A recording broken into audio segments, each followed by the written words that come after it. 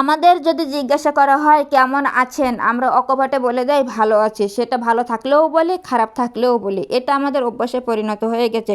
কারণ আমরা রিয়ালাইজ করি যে খারাপ থাকাটা আমাদের জন্য অপরাধবোধ। আমরা মানুষ, আমাদের অনেক দায়িত্ব আছে, সকলকে ভালো রাখা, নিজে ভালো থাকা। কিন্তু নিজের সাথে এই প্রতারণা আর কতদিন ধরে করবেন?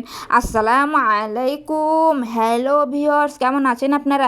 আশা করি আল্লাহ তাআলার অশেষ রহমতে ভালো আছেন। আলহামদুলিল্লাহ, আমিও ভালো আছি। বরাবর মতো চলে আসলাম আজ আপনাদের মাঝে নতুন দিনে নতুন আরেকটি ভিডিও নিয়ে। আমার ইউটিউব চ্যানেলের পক্ষ থেকে আপনাদের সকলকে জানাই আন্তরিক অভিনন্দন এবং মুবারকবাদ। চলুন তাহলে আজকের নতুন দিনের নতুন ভিডিওটি শুরু করা যাক। ভিউয়ার্স, আজকের ভিডিওটি শুরু করে দিলাম। এই যে দীর্ঘদিন পরে আমাদের বাসায় সাপ্লাই লাইনে পানি আসছে, তাই এই যে সকাল সকাল একটু চলে আসলাম পানিগুলো লোড করতে। যেহেতু সকালবেলা পানির স্পিডটা অনেক বেশি থাকে, তাই এই যে মনে করলাম যে অনেকদিন যেহেতু পানিটা আসে না, এই যে কলসর সব একটু মানে অপরিষ্কার হয়ে আছে, তাই একটু পরিষ্কার করার জন্য চলে আসলাম। তো কলস অল্প একটু পানি ছিল, সেগুলো এখন ফেলাই দিয়ে এই যে আমাদের চুলার যে ছাই হয় না, সেই ছাই দিয়ে কলসটা সুন্দরভাবে কিন্তু মেজে পরিষ্কার করে নিচ্ছি। তাই এই যে বাইরের সাইডটা অল্প একটু সময় ধরে মাজলাম, তো মনে করলাম যে ভিতর সাইডটা তো এখনো মাজা হয় নাই, তাই এই যে ভিতরটা সুন্দরভাবে আবার মেজে নিয়ে নিলাম। তারপর কলসের মুখটাও মাজলাম, তারপর আবার কলসের এই যে বাইরের সাইডটা একেবারে ফাইনালটা মেজে নিয়ে নিব। তো ভিউয়ার্স, আপনারা যারা ভিডিওটা দেখা শুরু করেছেন, এই পর্যন্ত চলে এসেছেন কিন্তু একটা লাইক দিতে ভুলে গেছেন কিংবা ইদার নাই, আপনাদের কাছে আমার হার্ডলি রিকোয়েস্ট, অবশ্যই কিন্তু লাইকটা দিয়ে আমার ভিডিওটা কন্টিনিউ করবেন। কারণ আপনাদের এক একটা লাইকের ভ্যালু তো আমার কাছে অনেক বেশি। আপনাদের কাছে সামান্য একটা লাইক, কিন্তু আমার কাছে আপনাদের এই লাইকের কারণে ভিডিওটা আরও অনেকের কাছে পৌঁছায় দেয়। তো অবশ্যই একটু লাইকটা দিয়ে ভিডিওটা কন্টিনিউ করবেন। আর যেটার কারণে আমি সবসময় ইন্সপায়ার্ড হই, সেটা হলো আপনাদের মহামূল্যবান মন্তব্য, অর্থাৎ কমেন্টটা দিয়ে আমাকে একটু ইন্সপায়ার্ড করবেন। আর যদি আমার ভিডিওর কোনো একটু অংশ আপনাদের কাছে ভালো লেগে থাকে, তাহলে অবশ্যই একটু বন্ধুদের সাথে থাকবেন আর বন্ধু বান্ধবদের মাঝে একটু শেয়ার করে দিবেন, যাতে আমার একটু সাপোর্ট হয়। তা ভিউয়ার্স, দেখতেই পাচ্ছেন এই যে আপনাদের সাথে কথা বলতে বলতে কিন্তু কলসটা আমার পরিষ্কার করা ডান হয়ে গেছে। এইবার আর বসে হচ্ছে না, এইবার আমি দাঁড়িয়ে পড়লাম, দাঁড়িয়ে সুন্দরভাবে কলসটা ধুয়ে নিয়ে নিলাম। তা দেখতে পাচ্ছেন কলসটা আমার ধোয়া অলরেডি ডান। যেহেতু পানিটা অনেক আস্তে আসতেছে, তো স্পিড অনেক কম, তা বালতিতে কিছু পানি ছিল, পানিটা দিয়ে জায়গাটা সুন্দরভাবে ধুয়ে নিয়ে নিলাম। আর কলসের মুখে যে পিরিচটা দেয় না, সেই পিরিচটা এই যে আমি এখন ধুয়ে নিচ্ছি। তাই যে ট্যাপের পানি দিয়েও একটু সুন্দরভাবে ডলা দিয়ে ধুয়ে নিচ্ছি। ধুয়ে নিয়ে তারপর কলসের মুখে দিয়ে দিব। তা দেখতেই পাচ্ছেন এই যে আমার ধোয়া হয়ে গেছে। আর কলসটা আরেকবার এই যে ফাইনাল ধোয়াটাও দিয়ে নেয়, পিরিচটাও ফাইনাল ধোয়া দিয়ে নেয়। তো এই যে দেখেন একেবারে ফাইনাল ধোয়াটা কলসটাও এই যে একদম শেষবার মতো ধুয়ে দিয়ে দিলাম। আর একেবারে পানিটা মানে সব ফেলাই দিয়ে এইবার কলসটা আমি এইখানে পাতায় দিয়ে রেখে যাচ্ছি। তা কলসটা লোড হতে দেখ। আর এরই মাঝে সকালবেলা এখনো উঠানোটা ঝাড়ু দেওয়া হয়, একেবারে পেয়ারার পাতা পড়ে ফুল পড়ে ভর্তি হয়ে গেছে। তাই আমি তো ঝাড়ুটা নিয়ে নিলাম আর উঠানের এক মাথা দিয়ে আমি কিন্তু ঝাড়ু দিয়ে স্টার্ট করলাম।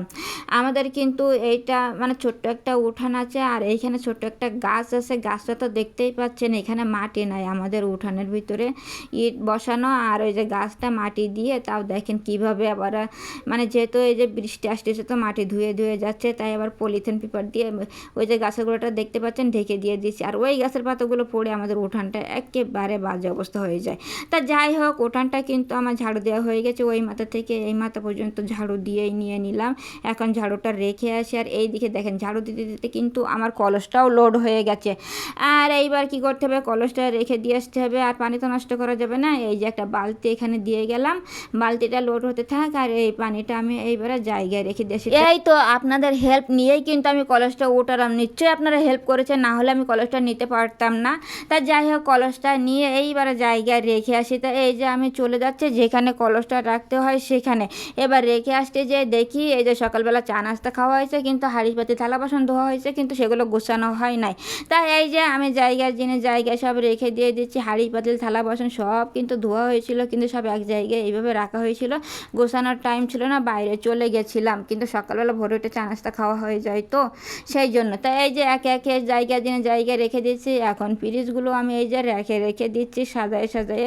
এখন একটা প্লেট আছে, প্লেটটাও আমি রেখে দিয়ে দিলাম। আর এই যে ওই থালা বাসন রাখলে যে টেবিলের উপরে পানি পড়ে, সেটা তো একটু মুছতেই হবে। তাই এই যে মুছে নিয়ে নিলাম। এই তো টেবিলটা আমার মোছার ডান হয়েই গেল। টেবিলটা মোছার পরে আর কি বাকি আছে, এই যে চুলার উপরে একটু দেখতেছি এই যে এখানে রুটি তৈরি করছিল, তো আটা পড়ে কেমন নাজেহাল অবস্থা। তো এই তো চুলাটা সুন্দরভাবে আমি ক্লিন করে নিলাম, চুলার সাইডটাও সুন্দরভাবে পরিষ্কার করে নিলাম। তা অলরেডি মোটামুটি আমার এই কিচেন গুছানোর ডান, কাপড়টা রেখে দিলাম, চলে গেলাম বাইরের এই যে বাজারগুলো দেখাতে। মাছটা ফ্রিজে ছিল, ফ্রিজ থেকে বাইর করে এই যে পানিতে ভিজাই রাখা হয়েছে। তারপরে এই যে এটা হচ্ছে তেলাকুচা শাক, এটা আমাদের বাসায় হয়েছে বুঝলেন, ওইখান থেকে সংগ্রহ করা হয়েছে। আর এই যে কুমড়াটা, মিষ্টি কুমড়াটা, এইটাই আনা হয়েছে। এই হলো আজকে মোটামুটি বাজার, এগুলো রান্না করতে হবে। তাই যেখানে দেখেন মশলার পানিগুলো কিন্তু গরম হয়ে গেছে। আর ওই যে তেলাকুচা শাক একটু কুচাইয়ে আর একটু আলু কুচাই দিয়ে ওই সে পানির উপরে দিয়ে হলো মশলা পানি, যেহেতু গরম হয়ে গেছে আর তো দেরি করা সম্ভব না, তাই দিয়ে সুন্দরভাবে একটু মিশিয়ে নিতে হচ্ছে খুন্তির সাহায্যে। তো আমার মিশানো মোটামুটি ডান। এখন একটু ঢেকে দিয়ে দেবো কিছুক্ষণের জন্য কুক হওয়ার জন্য। তাই যে ঢেকেই দিয়ে দিলাম। আর এখানে দেখেন পেঁয়াজ রসুন একেবারে ব্রাউন কালার করা হয়ে গেছে। আর তার উপরে ওই যে সেই শাকটা কিন্তু সব আমি দিয়ে দিলাম। দিয়ে এইবার কিন্তু আমাকে অনবরত নাড়াচাড়া করে ভাজতেই হবে। আর ভাজি জিনিসটা তো পুড়ে যাওয়ার সম্ভাবনা বেশিই থাকে, সেই জন্য নাড়াতে বন্ধ করা যাবে না, শুধুই নাড়তে হবে উল্টে পাল্টে, শুধু নাড়াচাড়া করে এইটা একেবারে ভেজে সুন্দর করে নিতে হবে। তাই ভাজা হয়ে গেছে। আর এই যে ফাইনাল লুকটা দেখিয়ে দেয়, এই যে তেলাকুচা শাকের ফাইনাল লুক কেমন হয়েছে অবশ্যই বলবেন। আর এই শাকটা কিন্তু অত্যন্ত পুষ্টিকর, শরীরের জন্য অনেক উপকার। তা কে কে আপনারা পছন্দ করেন আর রান্নাটা কেমন হলো সব মিলিয়ে জানাতে কিন্তু একেবারেই ভুল করবেন না ভিউয়ার্স। তা যাই হোক, এবার এটা রেখে দেয়, চলে যায় দ্বিতীয় রেসিপিতে। এই যে ওই সেই মাছটা কিন্তু এখন ফ্রাই করা হচ্ছে।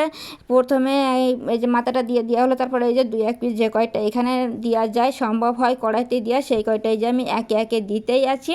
তাই এই যে কয়েক পিস ধরলো এখানে কড়াইতে, সেই কয়েক পিস দিলাম। এইটাকে না উল্টে পাল্টে একটু ভেজে নিয়ে নেই। তারপরে এখানে দেখেন মশলাটা কিন্তু কষানো হচ্ছে। কি রান্না করা হবে আপনারা তো দেখেছেন, এইখানে রান্না করা হবে মিষ্টি কুমড়া। এই যে সেই মিষ্টি কুমড়াটা এখন অ্যাড করে দিয়ে দিলাম। আর অ্যাড করা যেহেতু হয়ে গেছে, এখন তো সুন্দরভাবে মশলার সাথে কষাতেই হবে।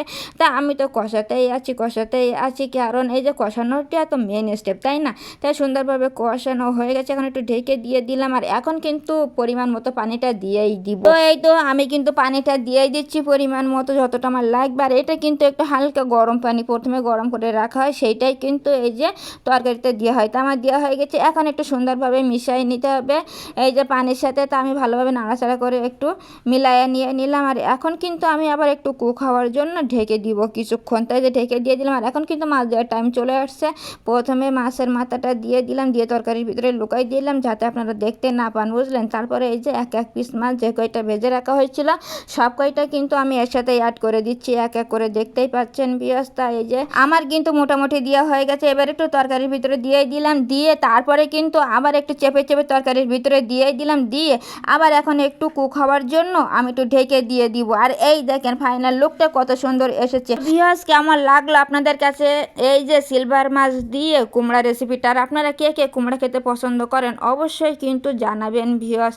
তা যাই হোক, সব মিলে আজকের ভিডিওটা আপনাদের কাছে কেমন লাগলো জানাতে ভুল করবেন না। যদি একটু ভালো লাগে তাহলে অবশ্যই বন্ধু হয়ে থাকবেন।